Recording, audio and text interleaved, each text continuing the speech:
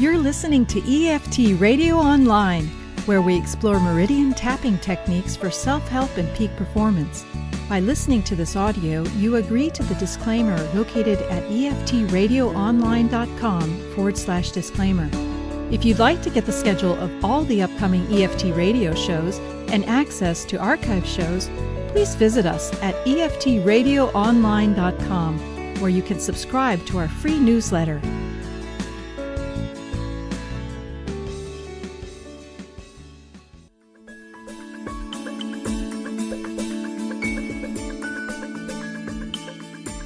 Are you easily annoyed?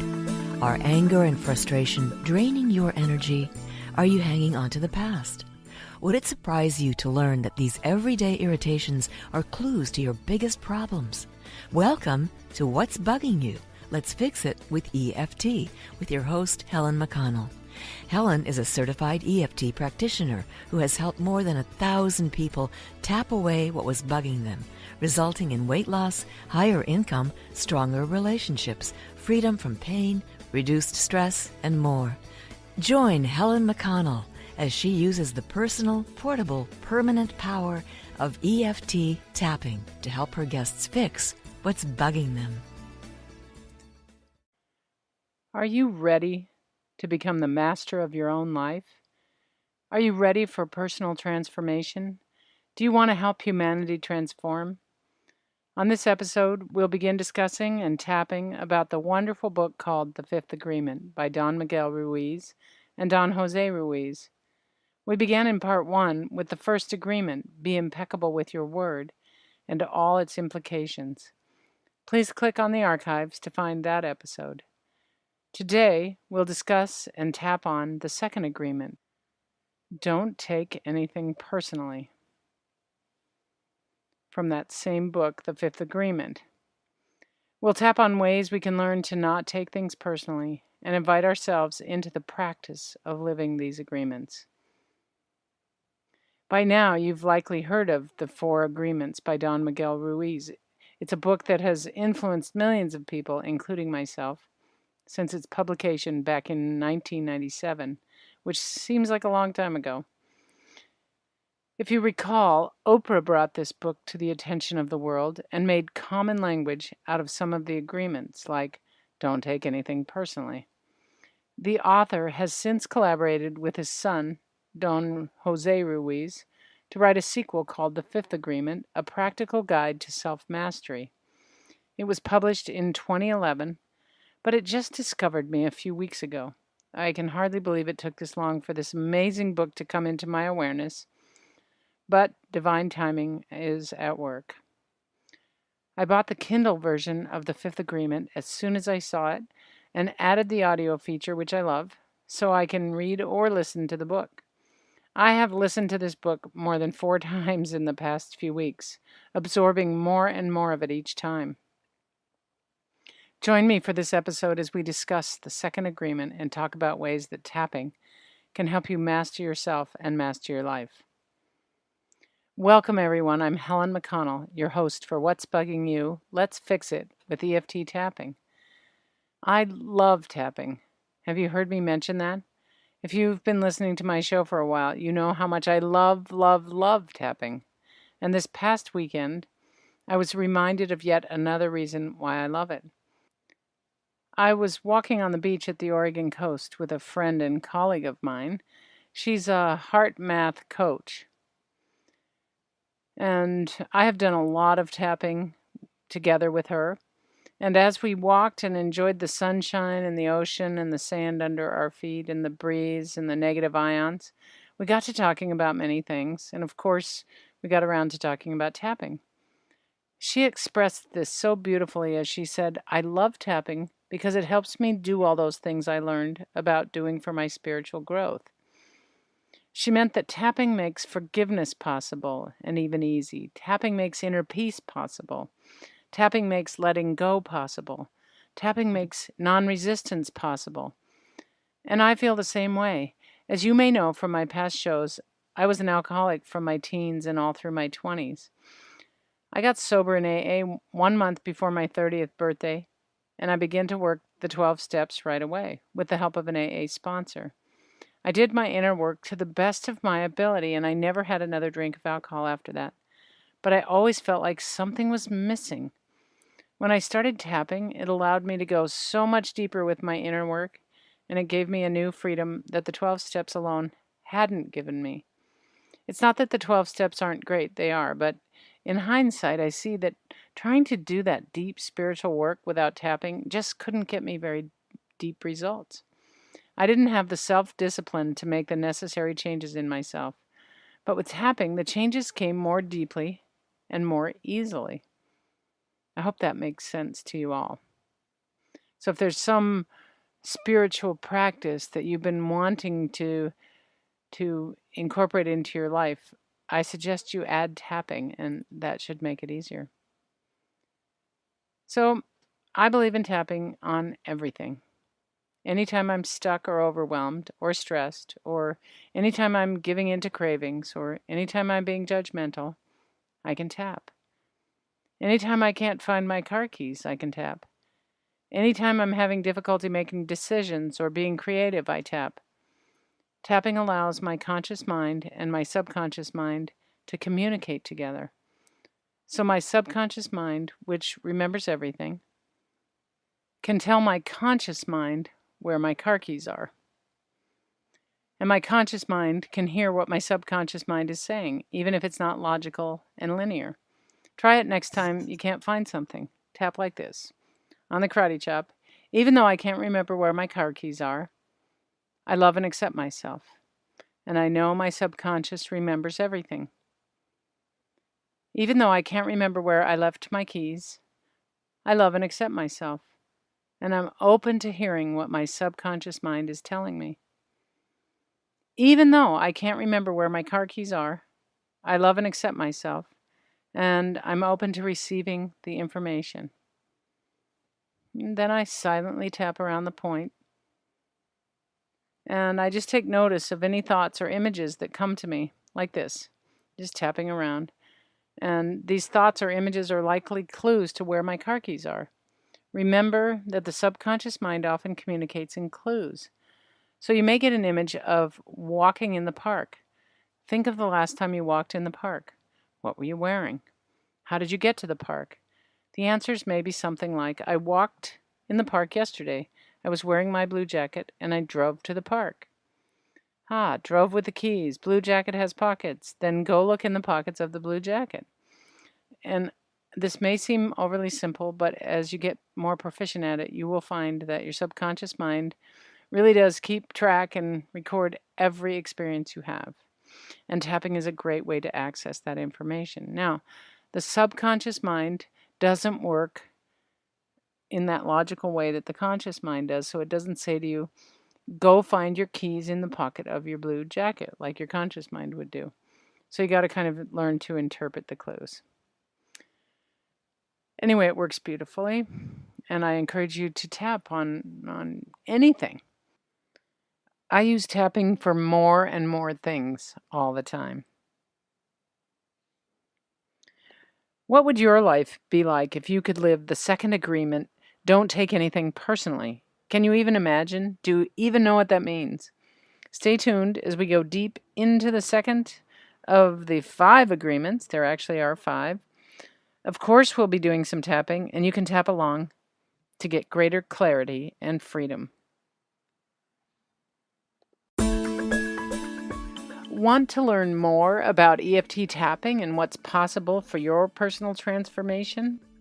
Would you like to have all your tapping questions answered in a no-pressure, no-obligation conversation with me? 20 minutes is all it takes. Go to my website, purposeprosperityhappiness.com, and click on the Schedule an Appointment button.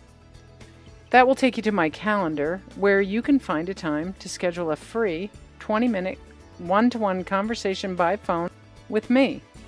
On that call, I'll answer all your questions about EFT tapping, and there's never a sales pitch.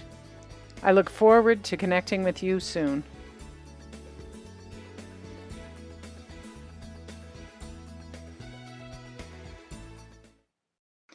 Okay, so now on to today's topic, the book entitled The Fifth Agreement. Today we're talking about the second agreement from that book, which is don't take anything personally. Like each of the other agreements, this one alone will change your life. But practice all the agreements, and you'll begin to master your mind, transform your life, and consciously create your reality. And tapping will help make this agreement possible. Just like my colleague said, we learn what to do to live spiritually enlightened lives, and tapping helps us actually do those things. I invite you to tap as you listen to this podcast. Just tap around the points or simply on the karate chop point or on the fingertip points as you listen. That way, if anything gets triggered for you, you'll already be addressing it with tapping. So the second agreement is don't take anything personally. What does that even mean? I mean, how can I not take it personally when someone is angry at me? Or if someone is rude to me? Or if my lover leaves me? Or if my children don't want to spend time with me? Or, I'd have to be a zombie to not take those things personally. But is that really true that we'd have to be like zombies to be free? Or did we just learn to take things personally from others who take things personally? Or maybe it's that we never learned to not take things personally. I've learned to not take things personally, and I'm still learning and practicing, and you can too. Look around in your family, in your workplace, in your society, and in your culture. Is there a theme of taking things personally? Think back to your early childhood. Who taught you to take things personally? Maybe your father got his feelings hurt when someone was rude to him in a store. Or maybe your mother got outraged when one of her friends gossiped about her. Or maybe you learned to put yourself at the mercy of the opinions of others. If they approved of you, you felt good, and if they disapproved, you felt bad. Think about it. In Western culture, we have a parenting model that relies on approval or disapproval.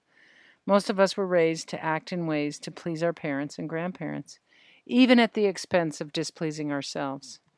And if we displeased them, there were consequences. Some were severe and violent. I'm so delighted to see this changing in many families, but we have a long ways to go. And in order for the change to be widespread, each of us needs to heal our old wounds and move forward in a new way. This agreement, don't take anything personally, is a simple and profound step towards that. But simple isn't always easy, as you know, and that's where tapping comes in. It's one thing to intellectually think about not taking anything personally. It's a whole nother thing to actually live it. But I know it's possible, and I want to encourage us all to begin to practice this. In order to really live this agreement, we've got to clear up our past.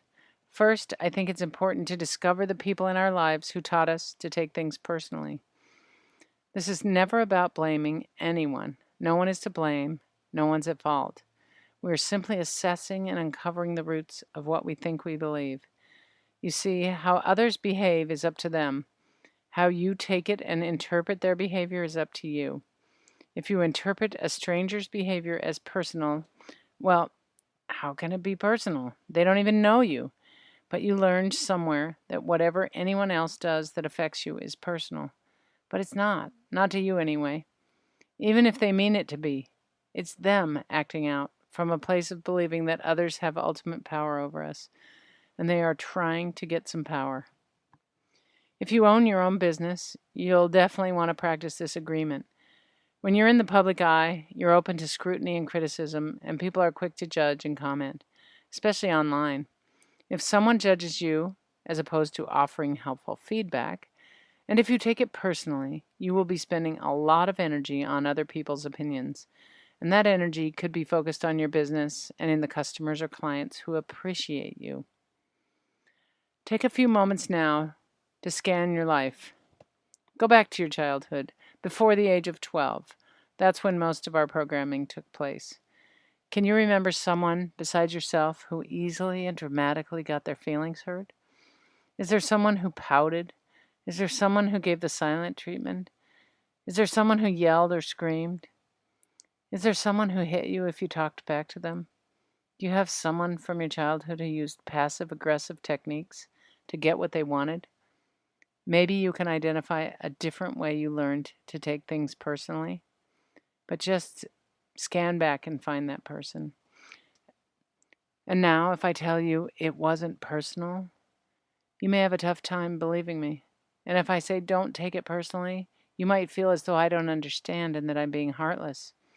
It is difficult when someone does something that seems personal or that they actually mean it to be personal to not take it personally.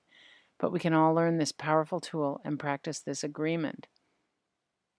Let's take a specific example, investigate it a little, and do some tapping.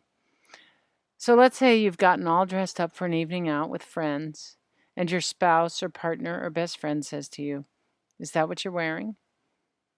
There aren't too many people who wouldn't take that personally. You might assume they're telling you they don't like what you're wearing, or that you don't look good in what you're wearing, or that they're simply insulting you. You're probably saying, "Of course I take that personally." So let's tap. Notice how this example makes you feel. How intensely do you take it personally that someone said, "Is that what you're wearing?" Rated on a scale of 0 to 10. The intensity of how personally you take it. That's a subjective thing, so don't worry. There's no right or wrong answer. Jot the number down real quick. Okay, then tapping on the karate chop point, repeat after me. Even though I take it very personally that they asked, "Is that what you're wearing?" I deeply and completely love and accept myself. Even though I assumed what they meant, and I take it personally, it's about me, and I deeply and completely love and accept myself.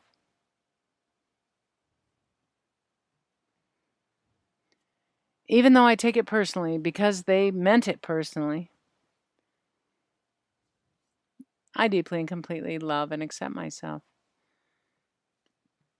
Now tapping around the points, starting at the top of the head, I take it personally.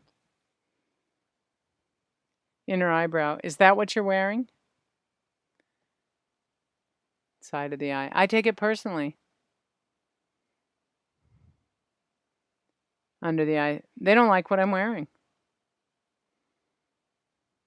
Under the nose, "I don't look good in what I'm wearing." On the chin, "I take it personally." Collarbone, "Is that what you're wearing?" Under the arm, "I take it personally." Now just notice for a moment what came up for you as we tapped. Was there maybe some doubt now as to why you take it personally? Like maybe they didn't mean they didn't like what you were wearing. That was your interpretation based on something from your past. Or maybe you realized that they'd forgotten all about it, but you've been holding on to it. Or maybe it doesn't matter if they like what you're wearing or not.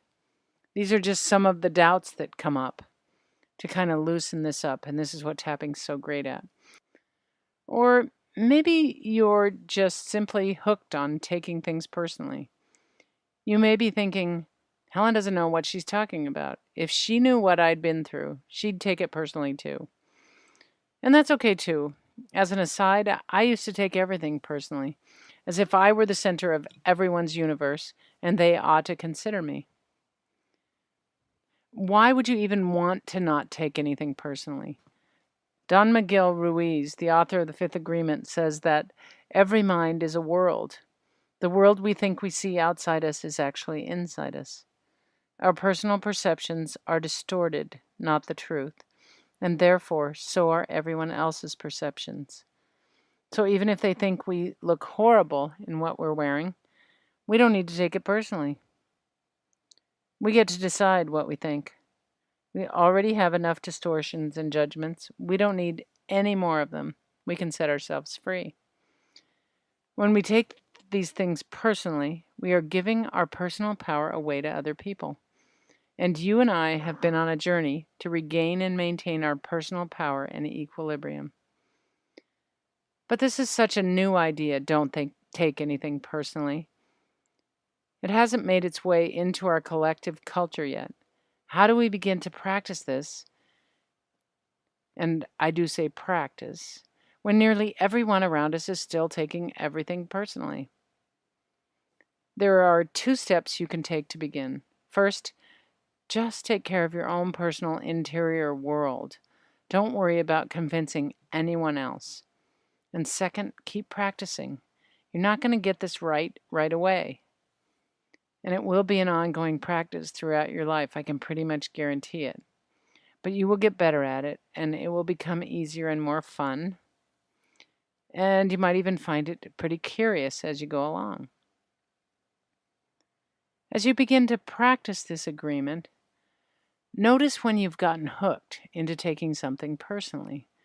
This could be a comment directed at you, or you got a speeding ticket, or the store ran out of your favorite product, or someone ran a stop sign, or a character you don't like is running for office, or the restaurant got your order wrong, or any other of a million things that we take personally. Just begin to notice. And then stop for a moment once you notice it and breathe. And notice how long it took you to notice you got hooked. The more you do this work, the quicker you'll be at noticing the hook. And more, you're training your subconscious mind to something new, so your default under pressure will be less and less about taking things personally. This is retraining your brain or your mind. Now notice the intensity of the hook. Just sense into your body and think about whatever it is you've been taking personally. Notice where in your body you feel it and describe that to yourself. Rate the intensity 0 to 10. 0 being no intensity, 10 being totally intense. And you can add any other distinguishing attributes of the feeling. Does it have a color, a voice, a texture, a sound, anything else? Now, tap like this, starting on the karate chop point. Even though I'm taking this personally, I love and accept myself. Even though I'm totally taking this thing personally and I feel justified, I love and accept myself.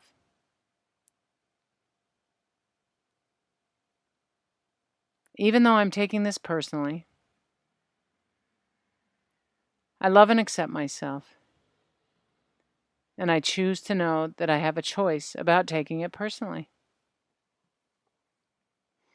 Now tapping around the points, starting at the top of the head, taking this personally.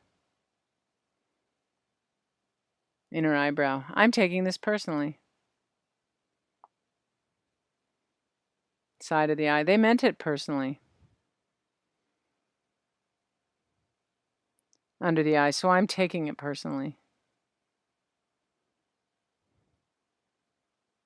Under the nose, this is my story and I'm sticking to it.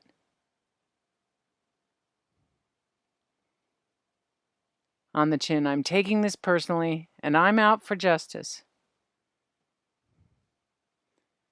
Collarbone, I'm gonna rant about this to anyone who will listen.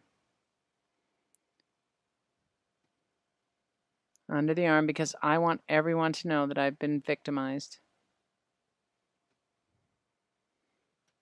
Top of the head, taking it personally.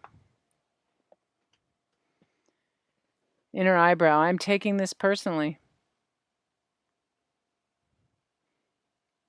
Side of the eye, even if they didn't mean it personally. Under the eye, I'm taking it personally.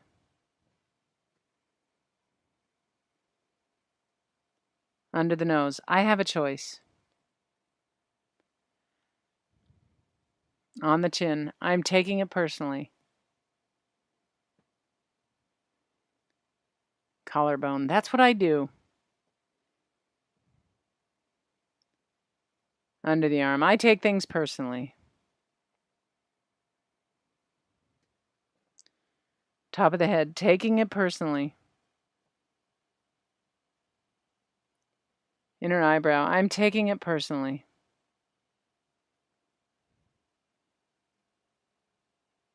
Side of the eye, that's what's familiar to me.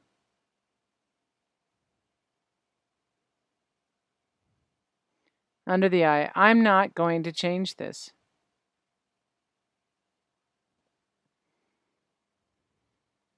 Under the nose, I mean, who would I be if I didn't take things personally? On the chin. I'd be a doormat and people would walk all over me.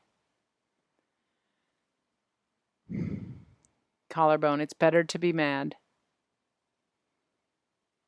Under the arm. That keeps me safe. Top of the head. Taking it personally. Inner eyebrow. I'm taking it personally to keep me safe.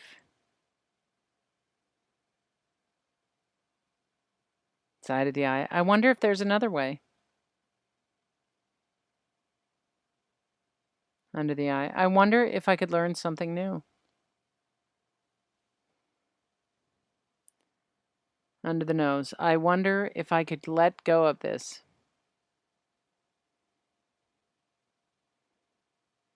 On the chin. I wonder if I could speak up for myself. Collarbone. I wonder if by not taking it personally. Under the arm. I might be more empowered. Top of the head. That couldn't be possible. Inner eyebrow. That sounds way too easy. Side of the eye. I need to hold on to stuff. Under the eye. Take it personally and hold a grudge. Under the nose. That's how I've been keeping myself safe all these years. On the chin, but it is starting to limit me. Collarbone. It's making my life dramatic and negative. Under the arm, clinging to the old ways. Top of the head, I'm open to the possibility. Inner eyebrow, that I could maybe. Side of the eye, begin to let this go. Under the eye, I don't have to. Under the nose, but I choose to. On the chin, and I realized that I never chose to take it personally in the first place. Collarbone, I just took it personally out of old habit. Under the arm, and I chose to hold on to it all these years.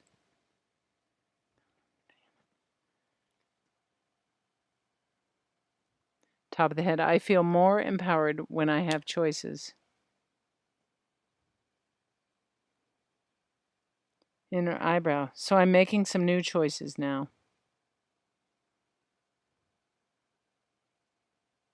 Side of the eye, in every moment.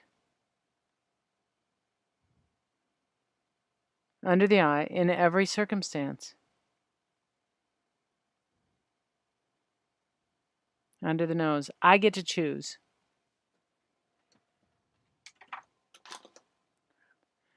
On the chin, whether or not I take something personally.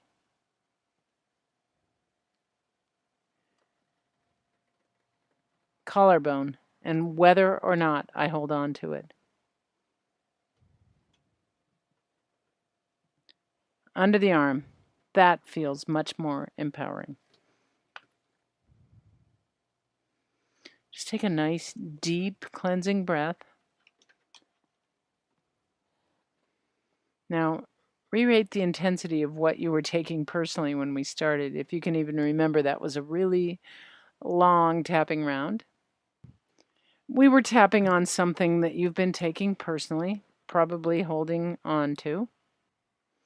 Now, notice if the intensity about how personally you're taking that, notice if it's changed at all. And compare the new number to the beginning number. And you can use this long tapping round, part of the recording, to tap again if needed, to lower the intensity further.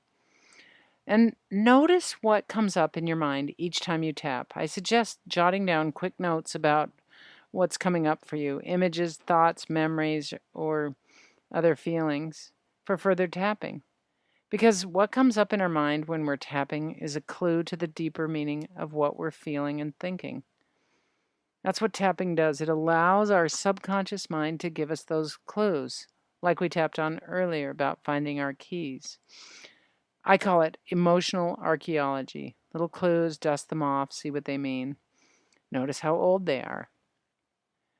Those clues are things to tap on.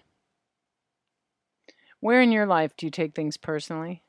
Most of my clients find it easier to let go of things that came from people they're not close with, like maybe coworkers or distant circle of friends, that kind of thing. But when it comes to spouse, parents, siblings, kids, close friends, they find it requires a bit more tapping to unhook. I encourage you to unhook from those closest to you. It's so much easier to love people when we're not mad at them. I thank you for joining me for part 2 in this 5-part series of tapping based on the book The Fifth Agreement by Don Miguel Ruiz and his son Don Jose Ruiz. I love the profound simplicity of these agreements, and I find tapping is the best way to begin to achieve mastery of them. If you have any questions or comments, please email me, Helen at purposeprosperityhappiness.com. And I recently discovered that one of the links on my website hasn't been working properly. So if you've been wanting to be on my radio show and you haven't heard from me, please email me directly and I'll get right back to you. Again, it's Helen at purposeprosperityhappiness.com. I'm Helen McConnell. Here's to your glorious life. Namaste.